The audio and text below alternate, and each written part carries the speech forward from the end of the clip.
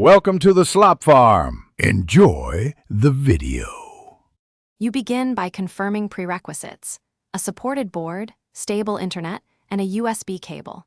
Plug the keyboard in and put it into its bootloader or reset state when needed so the configurator can detect it.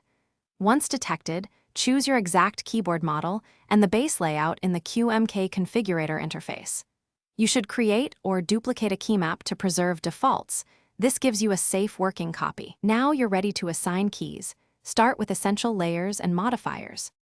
You now focus on the middle steps, mapping keys and building layers.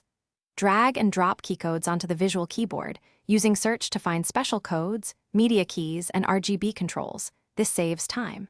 Once done, add layers for symbols, media, or game modes, and assign layer toggles or momentary switches. Make sure to use transparent entries where you want fall-through behavior.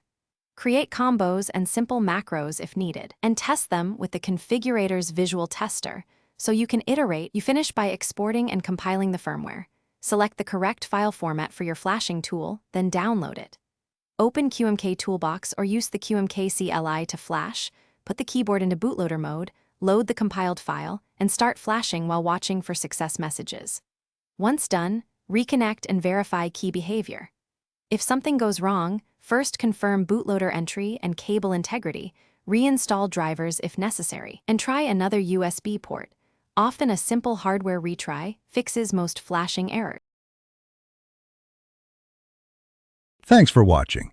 Consider subscribing if we helped you today.